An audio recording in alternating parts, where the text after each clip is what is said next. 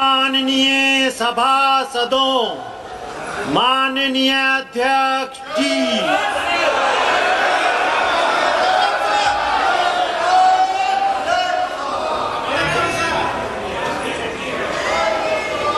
Item number 1, माननीय वित्त मंत्री श्रीमती निर्मला सीतारमन जी।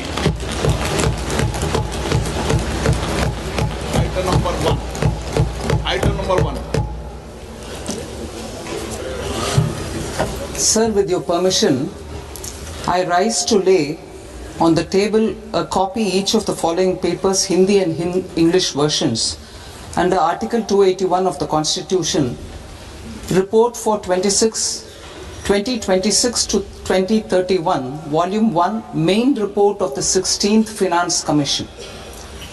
2. Report for 2026-2031, Volume 2, Annexures of the 16th Finance Commission. Number 3, explanatory memorandum as to the action taken on the recommendations contained in the above report. Item number 2, माननीय वित्त मंत्री निर्मला सीतारमन जी।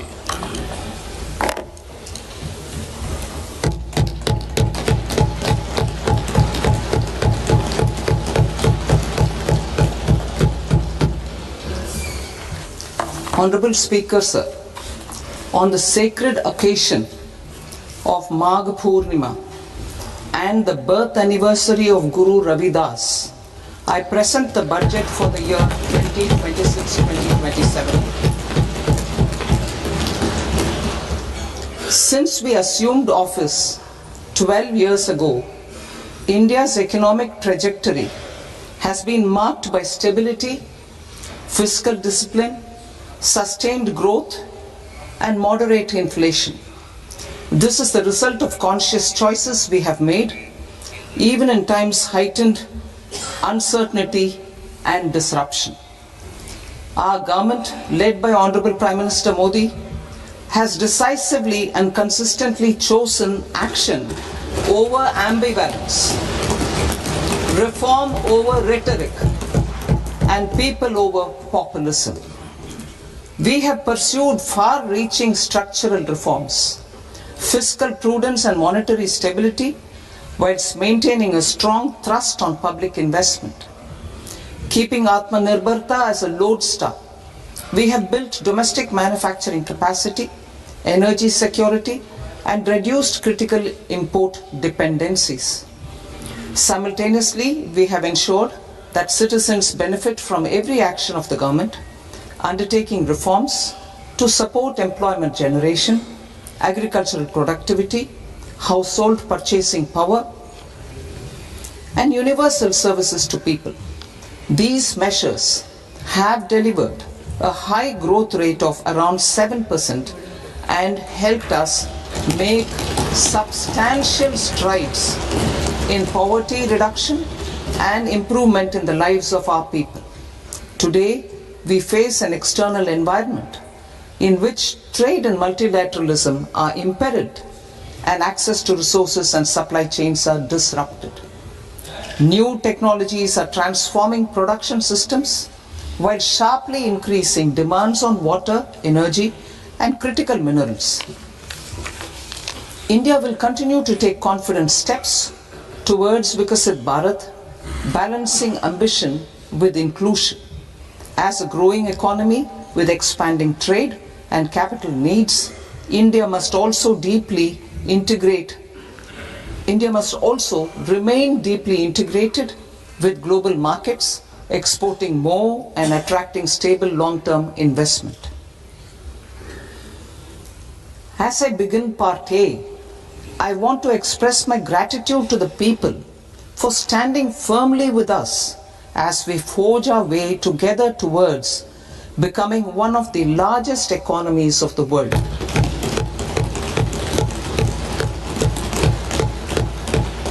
Our aim is to transform aspiration into achievement and potential into performance as we ensure that the dividends of growth reach every farmer, the scheduled caste, the scheduled tribes, the nomads, the youth, the poor, and the women. In Vikasit Bharat Young Leaders Dialogue 2026, several innovative ideas were shared with our Prime Minister, which have inspired many of the proposals, making this a unique Yuva Shakti driven budget. Our government's sankalp is to focus on our poor, underprivileged, and the disadvantaged. To deliver on this sankalp, and given that this is the first budget prepared in Kartavya Bhavan, we are inspired by three Kartavya. Our first Kartavya is to accelerate and sustain economic growth by enhancing productivity and competitiveness and building resilience to volatile global dynamics. Our second Kartavya is to fulfill aspirations of our people and build their capacity, making them strong partners in India's path to prosperity. Our third Kartavya, aligned with our vision of Sabka Saath, Sabka Vikas, is to ensure that every family, community, region, and sector has access to resources, amenities, and opportunities for meaningful participation. This threefold approach requires a supportive ecosystem. The first requirement is to sustain the momentum of structural reforms, continuous, adaptive, and forward-looking. Second, a robust and resilient financial sector is central to mobilizing savings, allocating capital efficiently, and managing risks.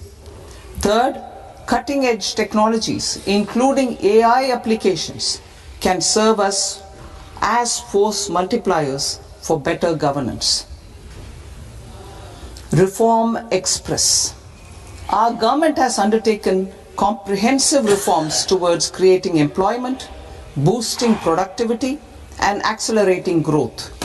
After the Prime Minister's announcement on Independence Day in 2025, over 350 reforms have been rolled out.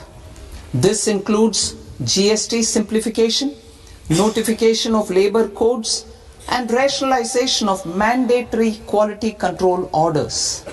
High-level committees have been formed, and in parallel, the central government is working with the state governments on deregulation and reducing compliance requirements.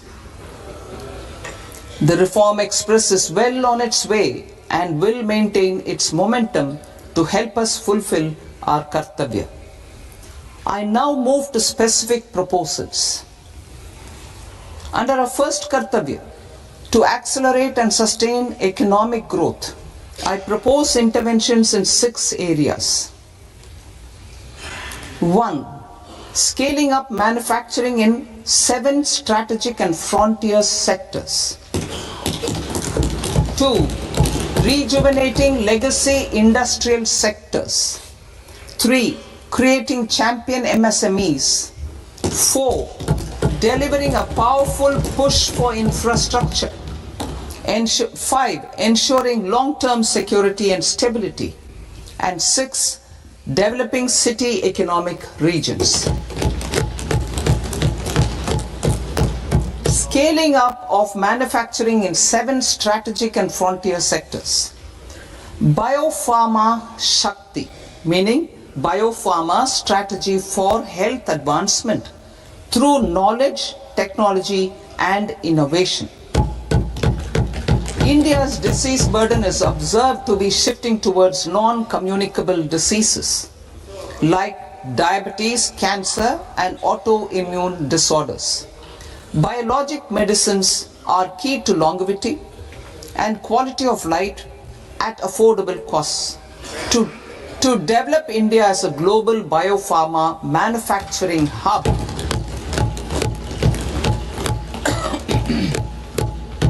I propose the Biopharma Shakti with an outlay of 10,000 crores over the next 5 years. This will build the ecosystem for domestic production of biologics and biosimilars. The strategy will include a biopharma-focused network with 3 new national institutes of pharmaceutical education and research, popularly known as NIPERs, and upgrading 7 existing ones. It will also create a network of 1,000 accredited India clinical trials sites. We propose to strengthen the Central Drug Standard Control Organization to meet global standards and approve timeframes through and approval timeframes through a dedicated scientific review cadre and specialists. India's Semiconductor Mission 1.0 expanded India's semiconductor sector capabilities.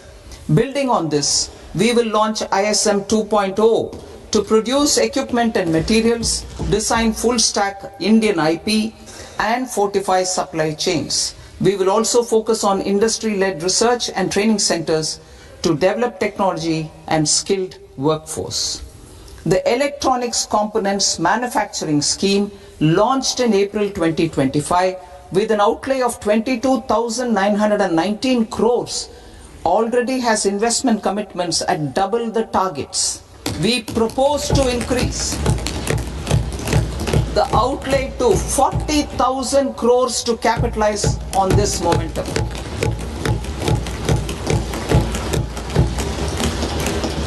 A scheme for rare earth permanent magnets was launched in 2025 November.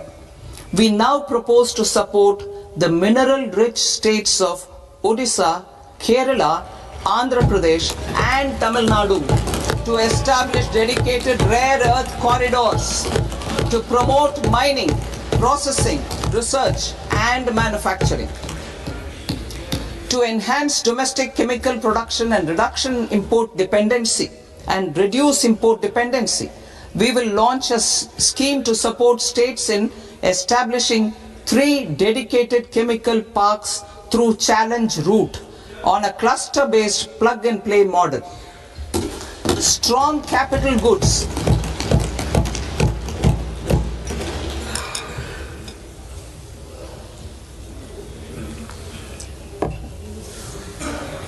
Strong capital goods capability is a determinant of productivity and quality across different sectors. Towards building this capacity, I propose the following. High-tech tool rooms will be established by central public sector enterprises at 2 locations as digitally enabled automated service bureaus that locally design, test and manufacture high-precision components at scale and at lower cost. 2. A scheme for enhancement of construction and infrastructure equipments will be introduced to strengthen domestic manufacturing of high value and technologically advanced CIE. This can range from lifts in a multi-storied apartment or firefighting equipment in multiplexes, large or small, and to tunnel boring equipments for building metros and high altitude roads. I also propose a scheme for container manufacturing to create a globally competitive container manufacturing ecosystem with a budgetary allocation of 10,000 crores over a 5-year period. For the labor-intensive textile sector, I propose an integrated program with 5 subparts. 1. The National Fiber Scheme for self-reliance in natural fibers such as silk, wool and jute, man-made fibers and new age fibers. Textile expansion and employment scheme to modernize traditional clusters with capital support for machinery, technology upgradation and common testing and certification centers. 3. The National Handloom and Handicraft Program to integrate and strengthen existing schemes and ensure targeted support for weavers and artisans. Tex Eco Initiative to promote globally competitive and sustainable textiles and apparels.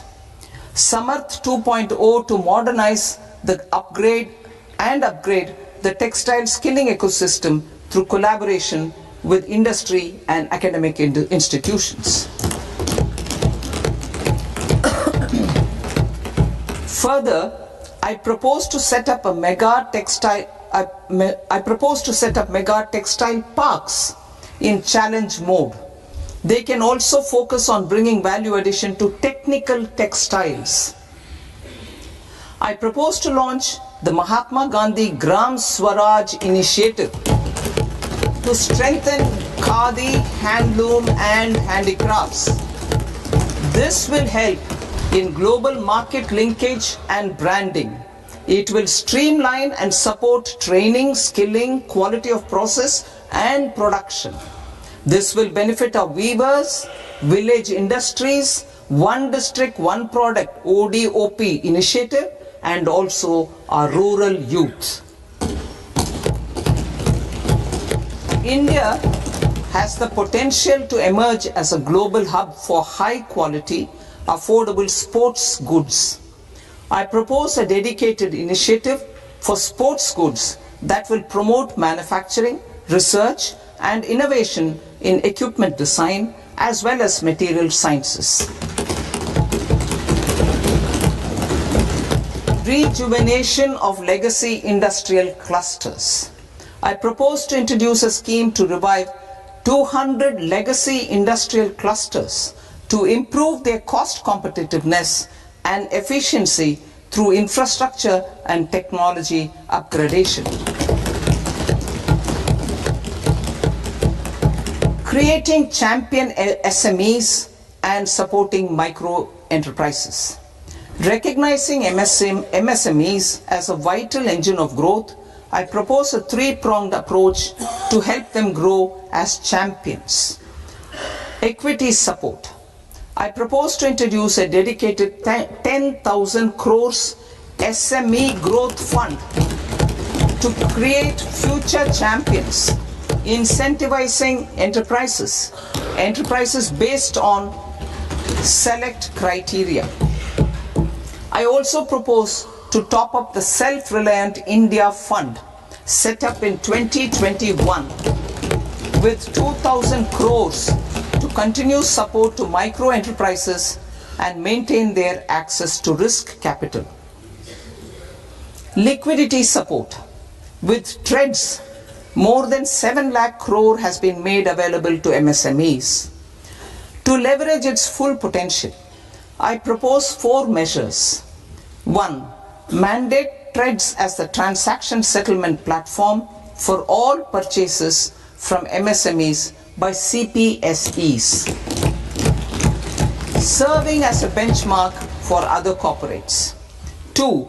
Introduce a credit guarantee support mechanism through CGTMSE for invoice discounting on TREDS platform. 3. Link GEM with TREDS for sharing information with financiers about government purchases from MSMEs, encouraging cheaper and quicker financing.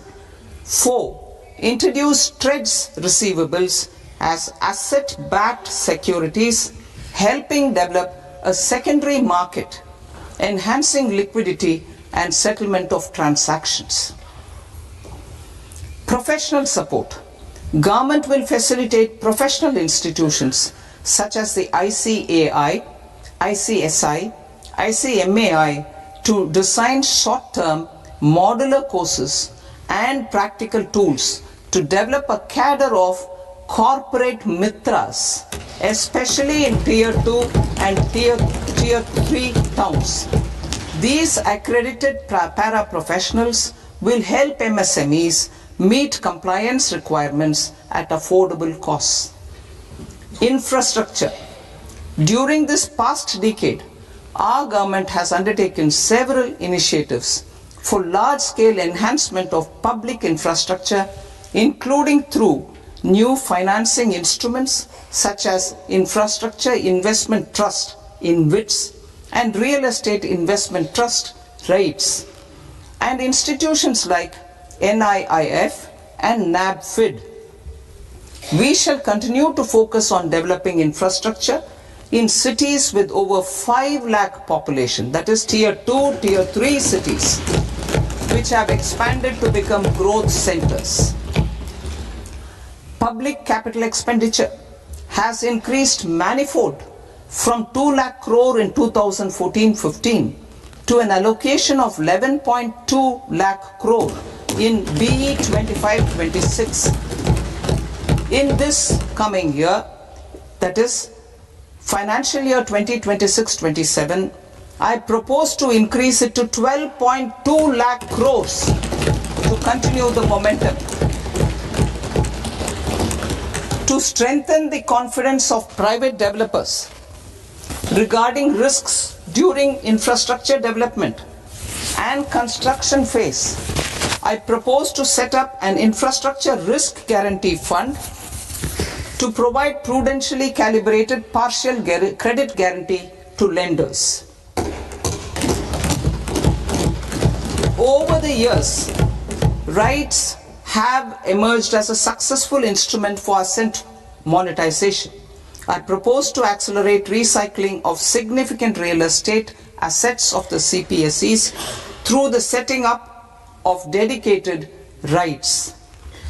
To promote environmentally sustainable movement of cargo, I propose to 1. Establish new dedicated freight corridors connecting Dankuni in the east to Surat in the west.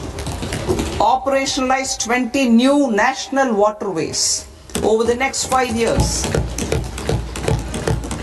Starting with National Waterways 5 in Orissa to connect mineral-rich areas of Talcher and Angul and industrial centers like Kalinga Nagar to the ports of Paradeep and Dhamra.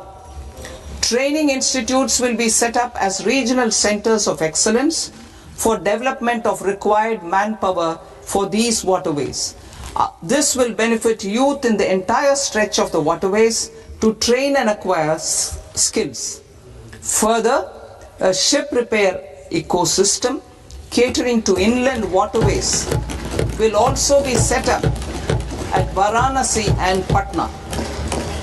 And C. Launch a coastal cargo promotion scheme for incentivizing a modal shift from rail to road to increase the share of inland waterways and coastal shipping from 6% to 12% by 2047. To enhance last mile and remote connectivity and promote tourism, I propose to give incentives to indigenize manufacturing of seaplanes. A seaplane VGF scheme will be also introduced to provide support for operations. Carbon capture, utilization and storage. Aligning with the roadmap launched in December 2025, the carbon capture, utilization and storage technologies at scale will achieve higher readiness and in end-use application across 5 industrial sectors, including power, steel, cement, refineries and chemicals. An outlay of 20,000 crore is proposed over the next 5 years for this purpose. City economic regions. Cities are India's engines of growth, innovation and opportunities. We shall now focus on tier 2, tier 3 cities and even temple towns which need modern infrastructure and basic amenities. This budget aims to further amplify the potential of cities to deliver the economic power of agglomerations by mapping city economic regions based on their specific growth drivers. An allocation of 5,000 crore per CER over 5 years is proposed for implementing their plans through a challenge mode with a reform cum result based financing mechanism. In order to promote environmentally sustainable passenger systems, we will develop 7 high-speed rail corridors between cities as growth connectors, namely Mumbai to Pune, Pune to Hyderabad, Hyderabad to Bengaluru, Hyderabad to Chennai, Chennai to Bengaluru, Delhi to Varanasi, Varanasi to Siliguri.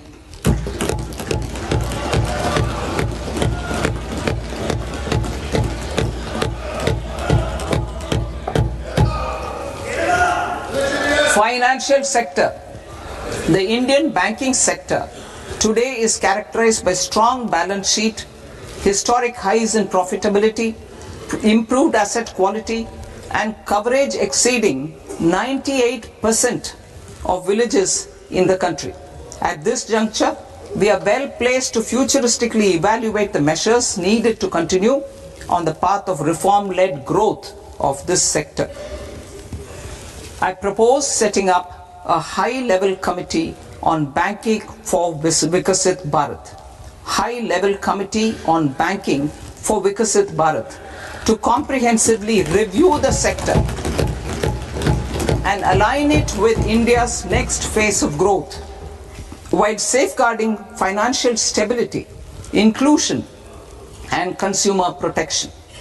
The vision for NBFCs for Vikasit Bharat has been outlined with clear targets for credit disbursement and technology adoption in order to achieve scale and improve efficiency in the public sector NBFCs. As a first step, it is proposed to restructure the Power Finance Corporation and Rural Electrification Corporation. I propose a comprehensive review of the foreign exchange management non-debt instruments rules to create a more contemporary, user-friendly framework for foreign investments consistent with India's evolving economic priorities. Corporate bond market.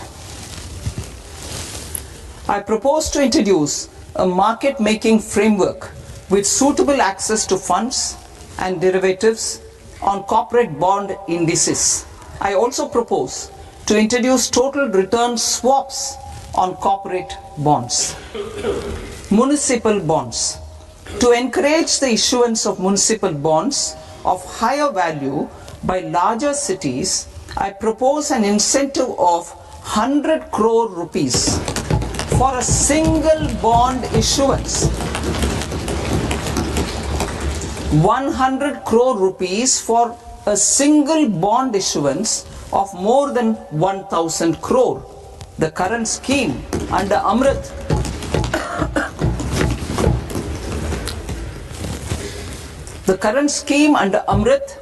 which incentivizes issuances up to 200 crores only, will also continue to support smaller and medium towns. That will also continue to support the smaller and medium towns. Ease of doing business. Individual persons resident outside India, PROI, will be permitted to invest in equity instruments of listed Indian companies through the portfolio investment scheme. It is also proposed to increase the investment limit for an individual PROI under the scheme from 5% to 10%, with an overall investment limit for all individual PROIs to 24% from the current 10%. Emerging technologies including AI. 21st century is technology driven. Adoption of technology is for the benefit of all people. Farmers in the field, women in STEM, youth keen to upskill, and Divyangjan to access newer opportunities. The government has taken several steps to support new technologies through AI Mission, National Quantum Mission, Anusandhan National Research Fund, and Research and Development and Innovation Fund. Our second kartavya is to fulfill aspirations and build capacities. Close to 25 crore individuals have come out of multi-dimensional poverty through a decade of our government's sustained and reform-oriented efforts.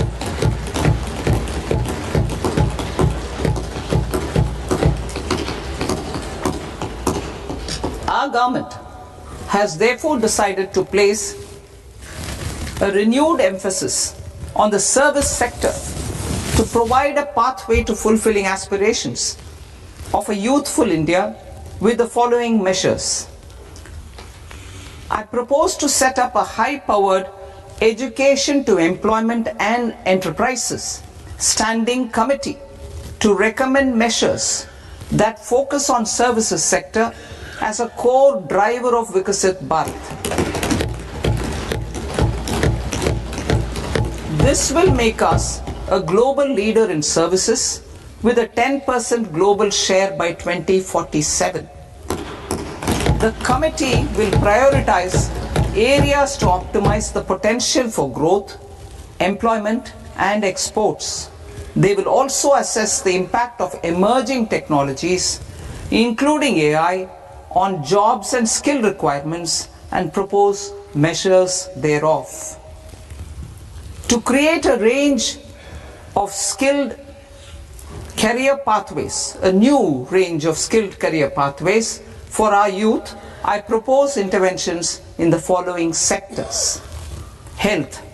Existing institutions for allied health professionals will be upgraded and new AHP institutions established in private and government sectors. This will cover 10 selected disciplines, including optometry, radiology, anesthesia, OT technology, applied psychology and behavioral health, and add 1 lakh AHPs over the next 5 years. A strong care system covering geriatric and allied care services will be built. A variety of NSQF aligned programs will be developed to train multi-skilled caregivers, combining core care and allied skills such as wellness, yoga, and operation of medical assistive devices. In the coming year, 1.5 lakh caregivers will be trained.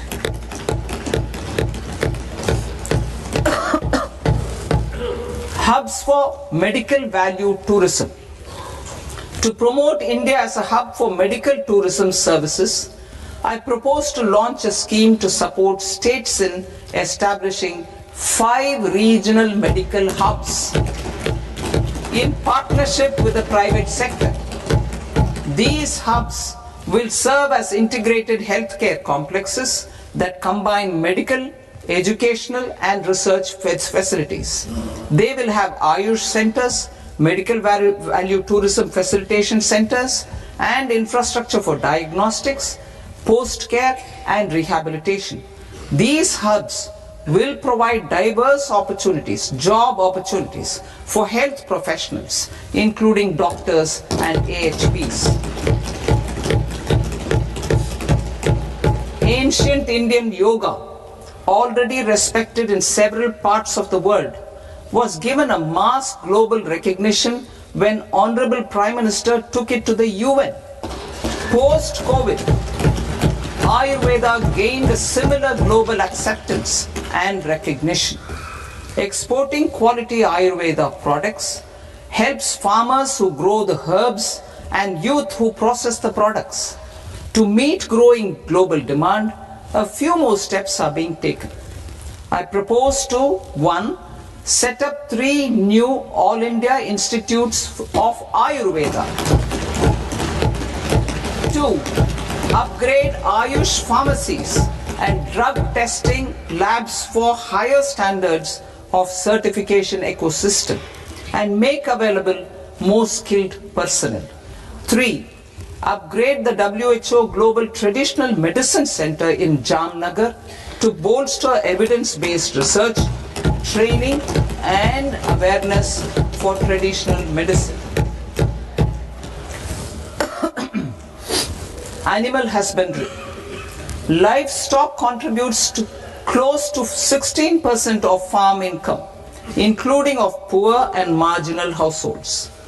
To scale up availability of veterinary professionals by more than 20,000, I propose to roll out a loan-linked capital subsidy support scheme for establishment of veterinary and para-veterinary colleges, veterinary hospitals, diagnostic laboratories, and breeding facilities in private sector.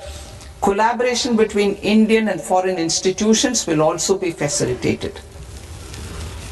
Orange economy. India's animation, visual effects, gaming and comics sector, AVGC sector, is a growing industry projected to require 2 million professionals by 2030. I propose to support the Indian Institute of Creative Technologies, Mumbai, in setting up AVGC content creator labs in 15,000 secondary schools all over the country and 500 colleges. The Indian design industry is expanding rapidly, and yet there is a shortage of Indian designers. I propose to establish, through challenge route, a new National Institute of Design to boost design education and development in the eastern region of India. Education. Our government will support states through challenge route in creating 5 university townships in the vicinity of major industrial and logistics corridors.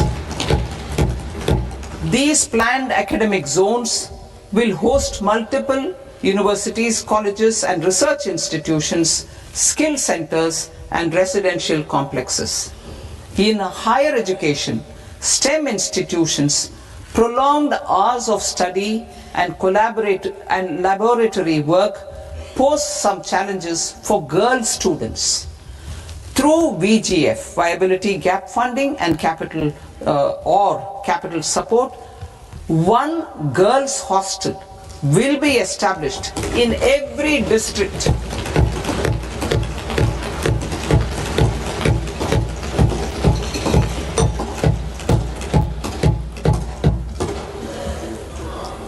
To promote astrophysics and astronomy via immersive experiences. 4 telescope infrastructure facilities will be set up or upgraded. The National Large Solar Telescope, the National Large Optical Infrared Telescope, the Himalayan Chandra Telescope, and the Cosmos 2 Planetarium. Tourism. The tourism sector has the potential to play a large role in the employment generation, forex earnings, and expanding the local economy. I propose to set up a National Institute of Hospitality by upgrading the existing National Council for Hotel Management and Catering Technology. It will function as a bridge between academia, industry, and government. I also propose a pilot scheme for upskilling 10,000 guides in 20 iconic tourist sites through a standardized, high-quality, 12-week training course in hybrid mode in collaboration with the Indian Institute of Management.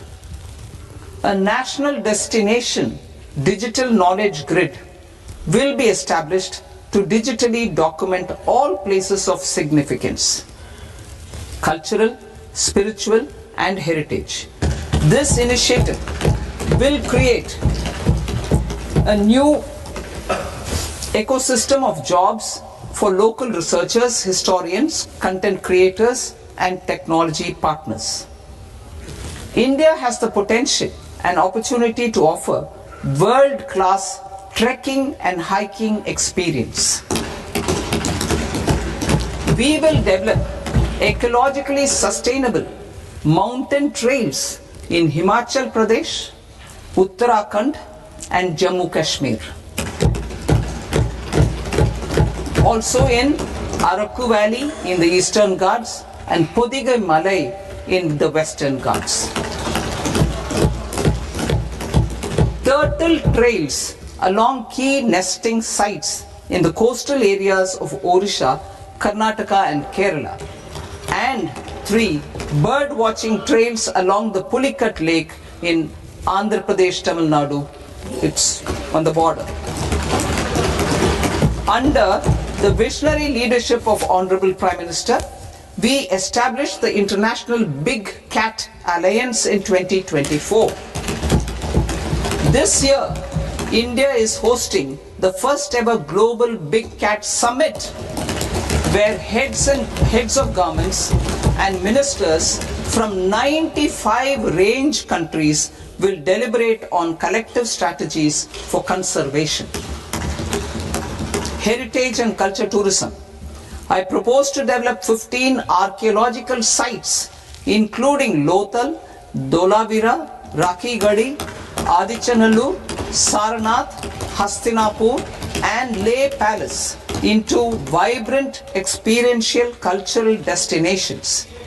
Excavated landscapes will be open to the public through curated walkways. Immersive storytelling skills and technologies will be introduced to help conservation labs, interpretation centers, and guides. The sports sector provides multiple means of employment, skilling, and job opportunities. Taking forward the systematic nurturing of sports talent which is set in motion through the Khelo India program earlier, I propose to launch a Khelo India mission to transform the sports sector over the next decade. The mission will facilitate an integrated talent development pathway supported by training centers which are foundational, intermediate, and elite levels. B. Systematic development of coaches and support staff. C. Integration of sports science and technology. D. Competitions and leagues to promote sports culture and provide platforms. And E. Development of sports infrastructure for training and competition. Our third Kartavya aligns with our vision of Sabka Saath Sabka Vikas towards Vikasit Bharat. This requires targeted efforts for 1. Increasing farmer incomes through productivity enhancement and entrepreneurship, with special attention to small and marginal farmers. B. Empowering Divyangjan through access to livelihood opportunities, training, and high-quality assistive devices. C. Empowering the vulnerable to access mental health and trauma care. D. Focus on the Purvodaya states and the Northeast region to accelerate development and employment opportunities. Fisheries. We will undertake initiatives for integrated development of 500 reservoirs and Amrit Sarovars. 2. Strengthen the fisheries value chain in coastal areas and enable market linkages involving startups and women-led groups together with fish farmer producer organizations. Animal husbandry. To provide quality employment opportunities in rural and peri-urban areas, we will support the animal husbandry sector in entrepreneurship development through A. A credit-linked subsidy program. B. Scaling up and modernization of livestock enterprises. C. Enhanced creation of livestock, dairy, and poultry. Enhanced creation of livestock, dairy, and poultry-focused integrated value chains. And D. Encourage creation of livestock farmer-producer organizations. High-value agriculture. To diversify farm outputs, increase productivity, enhance farmers' incomes, and create new employment opportunities, we will support high-value crops such as coconut, sandalwood, cocoa, cashew in the coastal areas, agar trees in Northeast, and nuts such as almonds, walnuts and pine nuts in our hilly regions. These, all of them, will be supported. India is the world's largest producer of coconuts. About 30 million people, including nearly 10 million farmers, depend on coconuts for their livelihood. To further enhance competitiveness in coconut production, I propose a coconut promotion scheme to increase production and enhance productivity through various interventions, including replacing and non-productive trees with new saplings or plants or varieties in major coconut growing states. A dedicated program is proposed for Indian cashew and cocoa to make India self-reliant in raw cashew and coconut production and processing, enhance export competitiveness, and transform Indian cashew and Indian cocoa into premium global brands by 2030. Sandalwood. Sandalwood is closely linked to India's social and cultural heritage. Our government will partner with state governments to promote focused cultivation and post-harvest processing to restore the glory of the Indian sandalwood ecosystem, to rejuvenate old, low-yielding orchards and expand high-density cultivation of walnuts, almonds and pine nuts. We will support a dedicated program to enhance farmer incomes and in bringing value addition by engaging youth. Bharat Vistar, that is virtually integrated system to access agricultural resources. I propose to launch Bharat Vistar, a multilingual AI tool that shall integrate the AgriStack portals and the ICAR package on agricultural practices with AI systems. This will enhance farm productivity, enable better decisions for farmers, and reduce risk by providing customized advisory support. She Marts for rural women-led enterprises.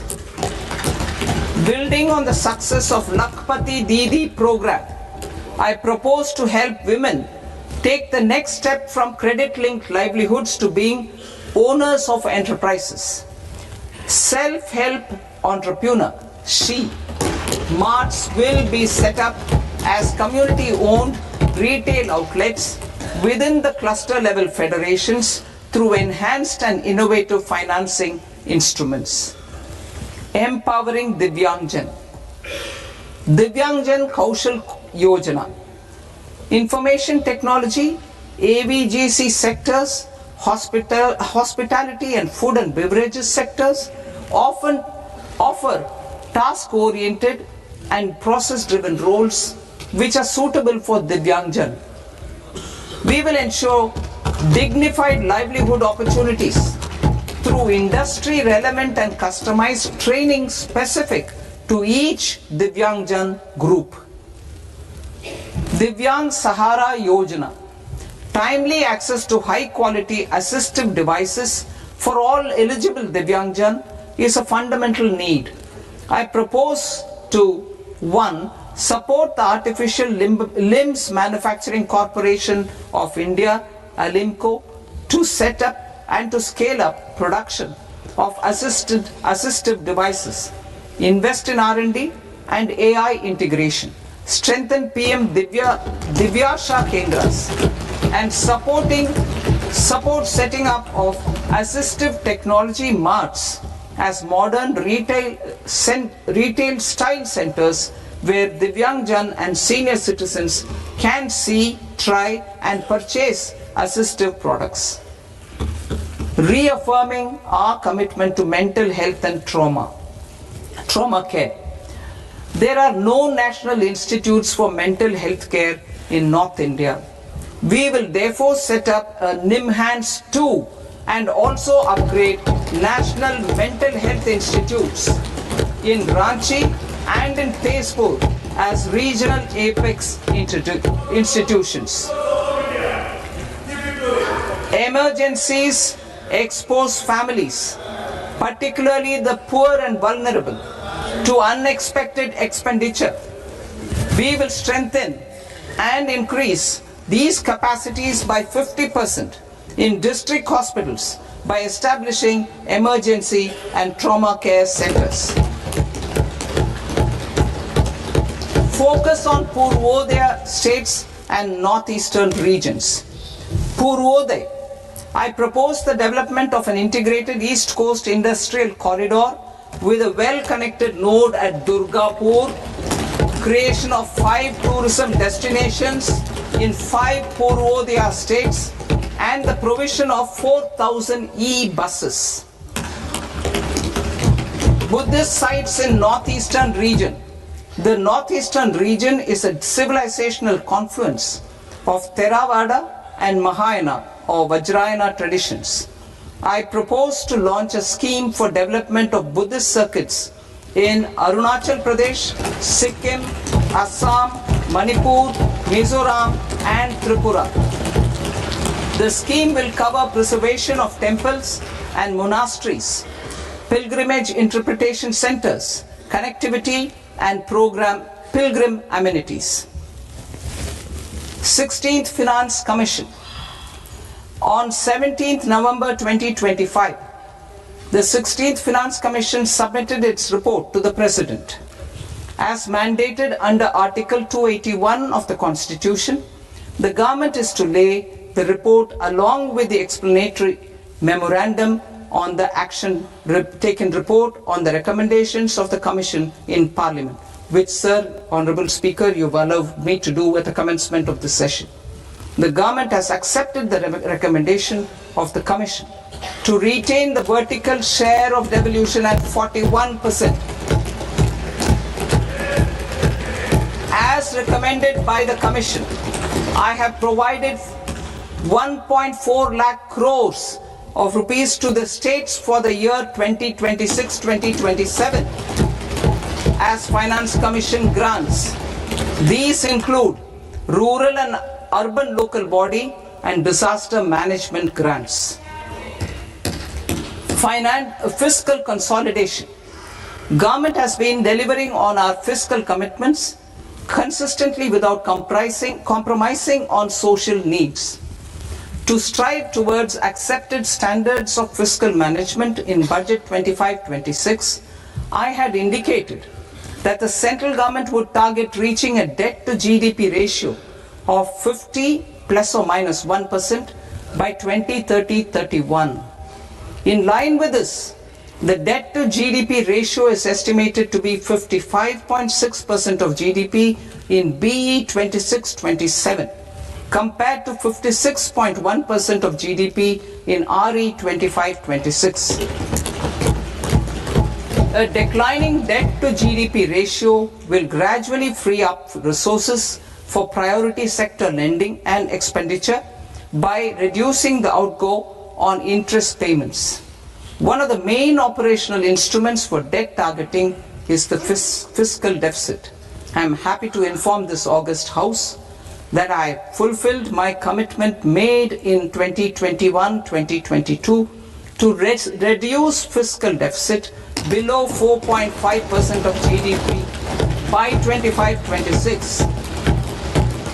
In RE 25-26, the fiscal deficit has been estimated at par with BE of 2025-26 at 4.4% of GDP.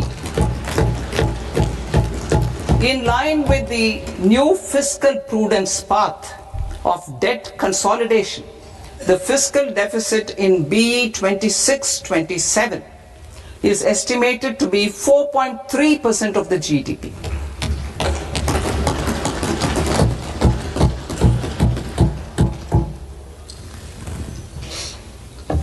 The revised estimates of the non-debt receipts are 34 lakh crore rupees, of which the centre's net tax receipts are 26.7 lakh crore. The revised estimate of the total expenditure is 49.6 lakh crore rupees, of which the capital expenditure is about 11 lakh crores. Budget estimates 2026 to 2027. Coming to 26-27, the non-debt receipts and the total expenditure are estimated as 36.5 lakh crore and 53.5 lakh crore respectively. The centre's net tax receipts are estimated at 28.7 lakh crore rupees. To finance the fiscal deficit, the net market borrowings from dated securities are estimated at 11.7 lakh crore rupees. The balance financing is expected to come from small savings and other sources. The gross market borrowings are estimated at 17.2 lakh crore rupees. I'll now move to Part B. Part B, direct taxes.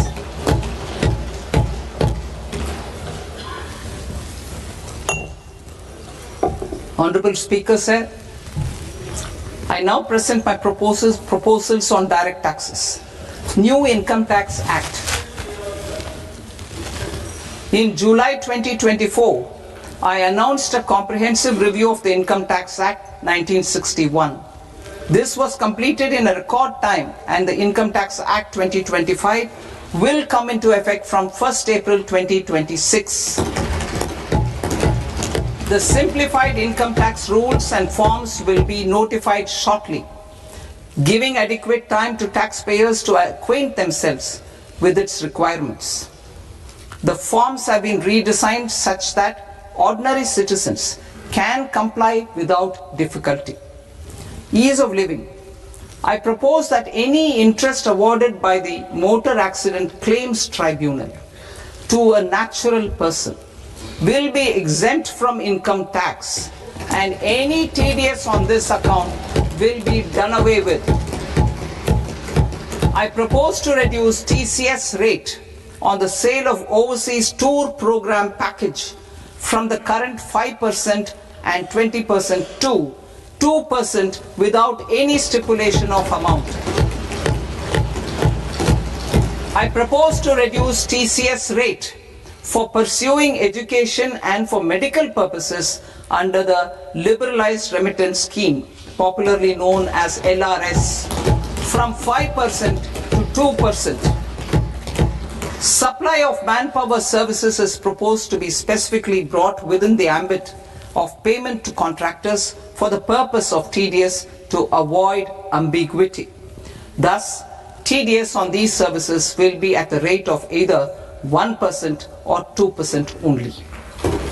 I propose a scheme for small taxpayers wherein a rule-based automated process will enable obtaining a lower or nil deduction certificate instead of filing an application with the assessing officer. For the ease of taxpayer holding securities in multiple companies, I propose to enable depositories to accept Form 15G or Form 15H from the investor and provide it directly to various relevant companies. I propose to extend time available for revising returns from 31st December to up to 31st March with the payment of a nominal fee. I also propose to stagger the timeline for filing of tax returns. Individuals with ITR 1 and ITR 2 returns will continue to file till 31st July, and non-audit business cases or trusts are proposed to be allowed time till 31st August. TDS on sale of immovable property by a non-resident is proposed to be deducted and deposited through resident buyers and his or her PAN-based challan instead of requiring a TAN, which is a temporary accounting number.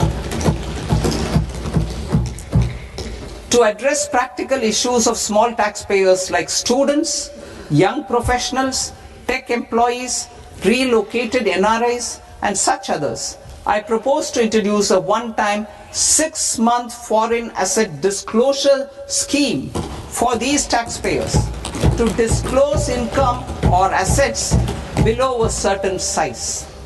This scheme would be applicable for two categories of taxpayers, namely A, who did not disclose their overseas income or assets, and B, who disclosed their overseas income and or paid due tax but could not declare the asset acquired. For category A, the limit of undisclosed income or asset is proposed to be up to 1 crore rupees. They need to pay 30% of fair market value of asset or 30% of undisclosed income as tax and 30% as additional income tax in lieu of penalty, and would thereby get immunity from prosecution. For category B, asset value is proposed to be up to 5 crore rupees. Here, immunity from both penalty and prosecution will be available with a payment of fee of 1 lakh rupees. Rationalizing penalty and prosecution. Multiplicity of proceedings are hindrance to the ease of doing business. I propose to integrate assessment and penalty proceedings by way of a common order for both. There will be no interest liability on the taxpayer on the penalty amount for the period of appeal before the first appellate authority, irrespective of the outcome of appeal process. Further, quantum of prepayment is being reduced from 20% to 10% and will continue to be calculated only on core tax demand. As an additional measure for reducing litigation, I propose to allow taxpayers to update their returns even after reassessment proceedings have been initiated, and an additional 10% tax rate over and above the rate applicable for the relevant year. The assessing officer will then use only this updated return in his proceedings. There is already a framework for immunity from penalty and prosecution in the cases of underreporting. I propose to apply this framework for immunity to misreporting too. However, in such a case, the taxpayer will need to pay 100% of the tax amount as an additional income tax over and above the tax and interest due. Penalties for certain technical defaults, such as failure to get accounts audited, non-furnishing of transfer pricing audit report, and default in furnishing statement for financial transactions, are proposed to be converted into fee.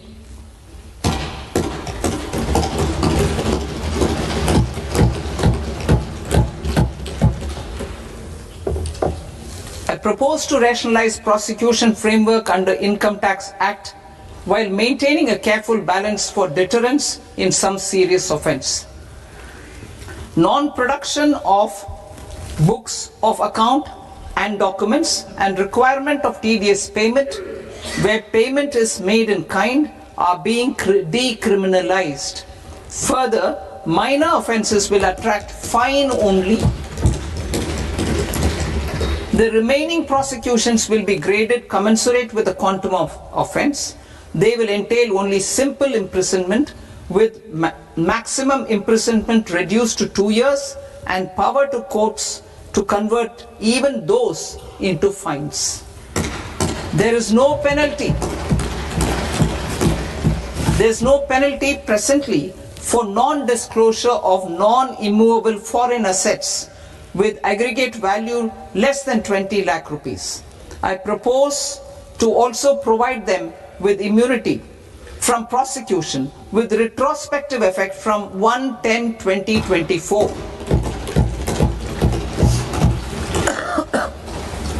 Cooperatives. Deduction is already allowed to a primary cooperative society engaged in supplying milk, oil seeds, fruits or vegetables raised or grown by its members. I propose to extend this deduction to also include supply of cattle feed and cotton seed produced by its members. I propose to allow inter-cooperative society dividend income as deduction under the new tax regime to the extent it is further distributed to its members. I further propose to allow exemption for a period of 3 years to dividend income received by a notified national cooperative federation on their investments made in companies up to 31/1/2026. This exemption would be allowed only for dividends further distributed to its member cooperatives. Supporting IT sector as India's growth engine.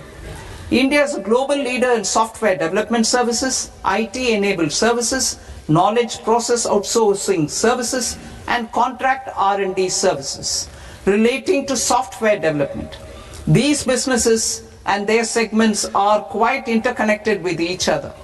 All these services are proposed to be clubbed under a single category of information technology services with a common safe harbor margin of 15.5% applicable to all.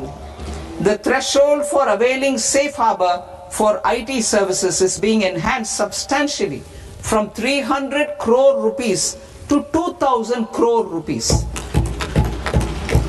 Safe harbor for IT services shall be approved by an automated rule-driven process without any need for tax officer to examine and accept the application. Once applied by an IT services company, the same safe harbor can be continued for a period of 5 years at a stretch at its choice. For IT services companies who want to conclude advanced pricing agreement, APA, I propose to fast-track unilateral APA process for IT services and endeavor to conclude it within a period of 2 years. The period of 2 years can be extended by a further period of 6 months on taxpayers' request. I propose to extend the facility of modified returns available to the entity entering APA to its associated entities also. Attracting global business and investment. Recognizing the need to enable critical infrastructure and boost investment in data centers, I propose to provide tax holiday till 2047 to any foreign company that provides cloud services to customers globally by using data center services from India. It will, however, need to provide services to Indian customers through an Indian reseller entity. I also propose to provide a safe harbor of 15% on cost in case the company providing data center services from India is a related entity. To harness the efficiency of just-in-time logistics for electronic manufacturing, I propose to provide safe harbor to non-residents for component warehousing in a bonded warehouse at a profit margin of 2% of the invoice value. The resultant tax of about 0.7% will be much lower than in competing jurisdictions. To provide fillip to toll manufacturing in India, I propose to provide exemption from income tax for 5 years to any non-resident who provides capital goods, equipment or tooling to any toll manufacturer in a bonded zone. To encourage vast pool of global talent to work in India for a longer period of time, I propose to provide exemption to global, non-India sourced income of a non-resident expert for a stay period of 5 years under notified schemes. I propose to provide exemption from minimum alternate tax, the MAT, to all non-residents who pay tax on presumptive basis. Tax administration. I propose to constitute a joint committee of Ministry of Corporate Affairs and Central Board of Direct Taxes for incorporating the requirements of income computation and disclosure standards, the ICDS, in the Indian Accounting Standards Ind AS itself. Separate accounting requirement based on ICDS will be done away with from the tax year 27-28. To support Prime Minister Modi's vision of homegrown accounting and advisory firms To become global leaders, I propose to rationalize the definition of accountant for the purposes of safe harbor rules. Other tax proposals. Change in taxation of buyback was brought in to address the improper use of buyback route by promoters. In the interest of minority shareholders, I propose to tax buyback for all types of shareholders as capital gains. However, to disincentivize misuse of tax arbitrage, promoters will pay an additional buyback tax. This will make effective tax 22% for corporate promoters. For non-corporate promoters, the effective tax will be 30%. TCS rate for sellers of specific goods, namely alcoholic liquor, scrap and minerals, will be rationalized to 2%, and that on tendu leaves will be reduced from 5% to 2%. I propose to raise the STT on futures to 0.05% from the present 0.02%. STT on options premium and exercise of options are both proposed to be raised to 0.15% from the present rate of 0.1% and 0.125% respectively. We reformed the taxation landscape for corporates in 2019 by providing them a simplified regime with lower tax rate so that they could productively focus on business rather than on claim of deductions and exemptions. To shift to the new regime, set off of brought forward MAT credit, minimum alternate tax credit, is proposed to be allowed to companies only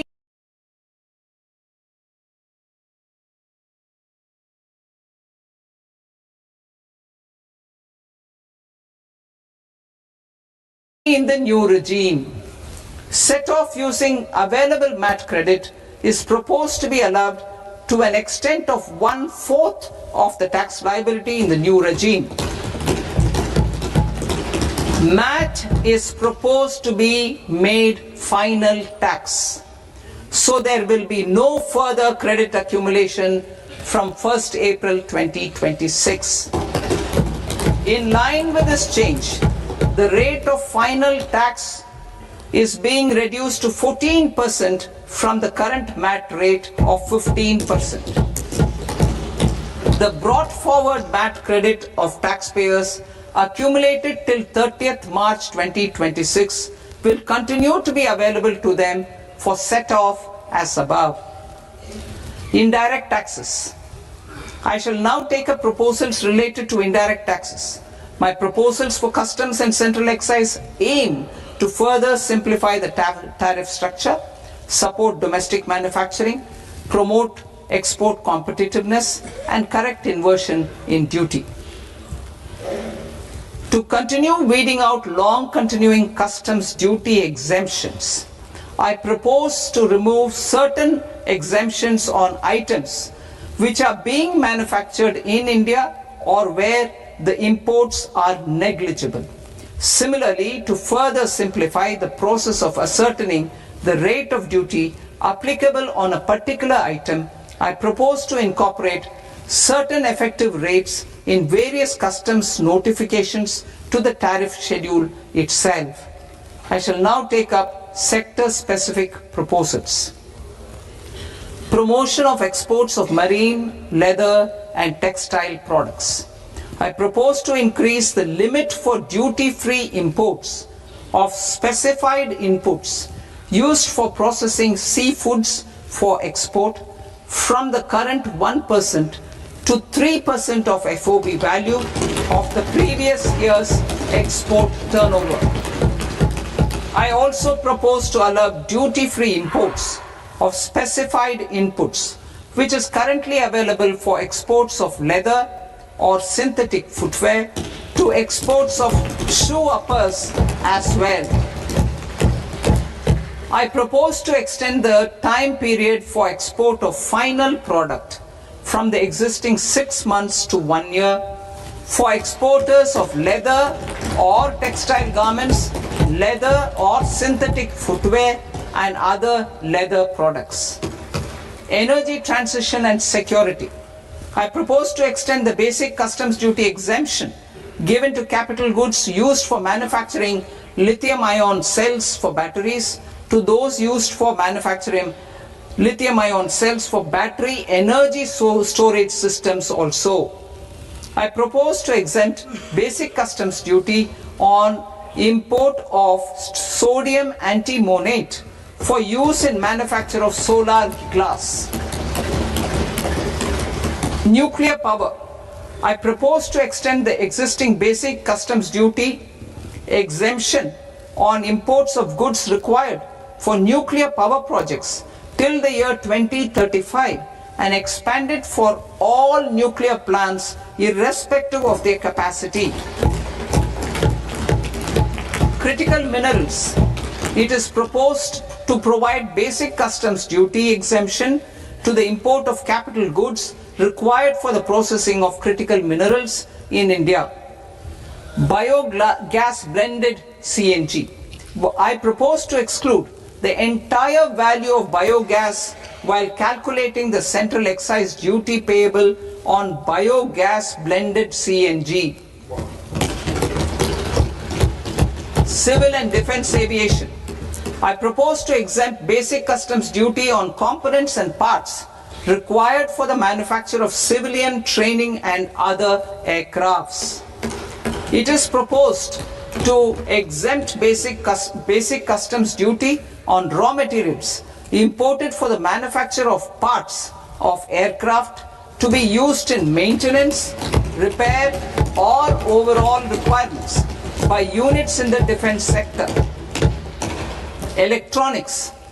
To deepen value addition in the consumer electronics sector, I propose to exempt basic customs duty on specified parts used in the manufacture of microwave ovens.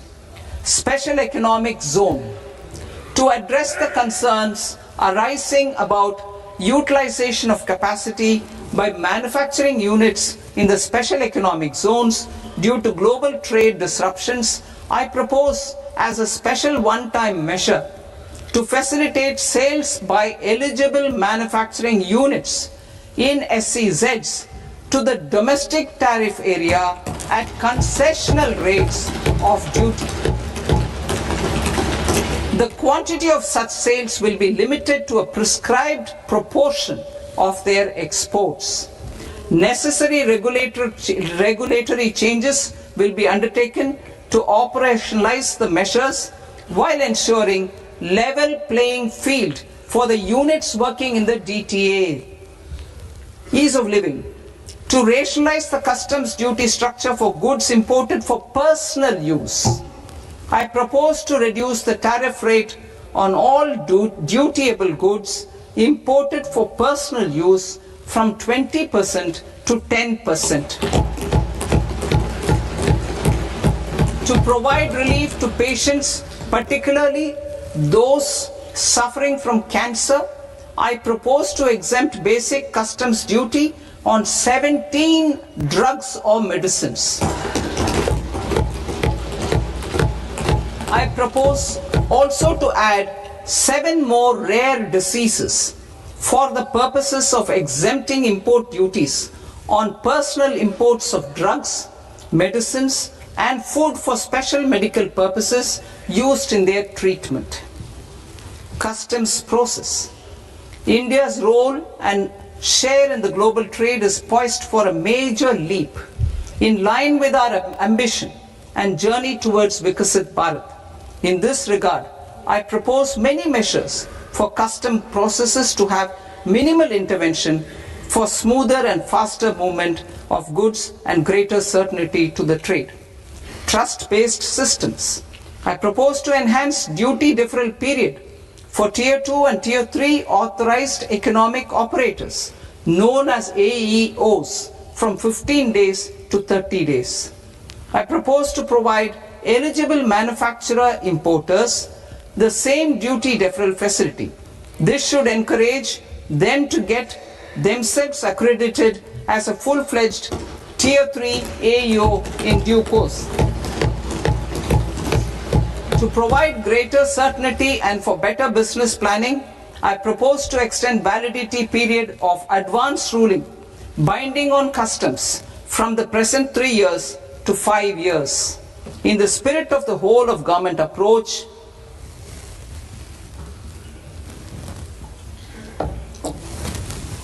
government agencies will be encouraged to leverage AEO accreditation for preferential treatment in clearing their cargo. Regular importers with trusted long-standing supply chains will be recognized in the risk system so that the need for verification of their cargo every time can be minimized. Export cargo using electronic sealing. Export cargo using electronic sealing will be provided through clearance from the factory premises to the ship. For import of goods not needing any compliance, filing of bill of entry by a trusted importer and arrival of goods will automatically notify customs for completing their clearance formalities. This will enable goods to be released immediately on arrival. The customs warehouse framework will be transformed into a warehouse operator-centric system with a self-declarations, electronic tracking, and risk-based audit. These reforms will move away from the current system of officer-dependent approvals and reduce transaction delays and compliance costs. Ease of doing business. Approvals required for cargo clearance from various government agencies will be seamlessly processed through a single and interconnected digital window by the end of the financial year. Processes involved in clearance of food, drugs, plant and animal and wildlife products accounting for about 70% of interdicted cargo will be operationalized on this system by April 2026 itself. For goods not having any compliance requirement, clearance will be done by customs immediately after online registration is completed by the importer, subject to the payment of duty. Customs integrated system will be rolled out in 2 years as a single integrated and scalable platform for all customs processes. Utilization of non-intrusive scanning with advanced imaging and AI technology for risk assessment will be expanded in a phased manner with the objective to scan every container across all the major ports. New export opportunities to support Indian fishermen to fully harness the economic value of marine resources beyond our territorial waters. The following measures will be taken. A. Fish catch by an Indian fishing vessel in exclusive economic zone or on the high seas will be made free of duty. Landing of such fish on foreign port will be treated as export of goods. Safeguards will be put in place to prevent misuse during fish catch, transit or transshipment. To support aspirations of India's small businesses, artisans and startups to access global markets through e-commerce, I am pleased to announce complete removal of the current value cap of 10 lakh rupees per consignment on courier exports. In addition, handling of rejected and returned consignments will be improved with effective use of technology for identifying such consignments. I propose to revise provisions governing baggage clearance during international travel to address genuine concerns of passengers. The revised rules will enhance duty-free allowances in line with the present day travel realities and provide clarity in temporary carriage of goods brought in or taken out. There are honest taxpayers who are willing to settle disputes by paying all their dues, but they get deterred due to negative connotation associated with penalty. They will now be able to close cases by paying an additional amount in lieu of penalty. Honorable Speaker, sir, with this I commend the budget to this august House. Jai Hind.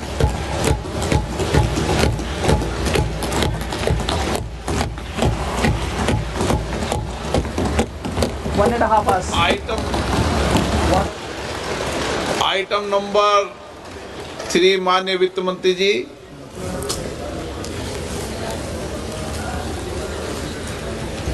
Item number 2, sir. 3.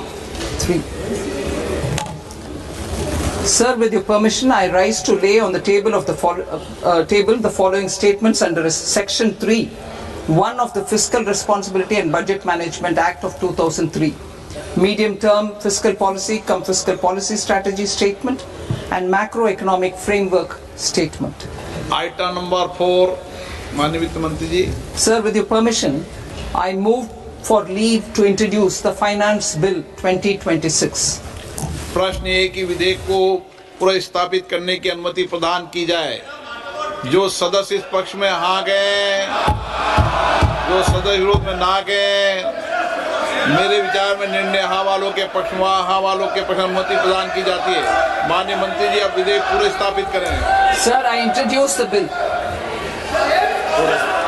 माननीय सदस्य, आपको सूचित किया जाता है कि माननीय वित्त मंत्री जी के बजट भाषण की कॉपी पब्लिकेशन काउंटर पर ली जाती है। बजट भाषण और बजट से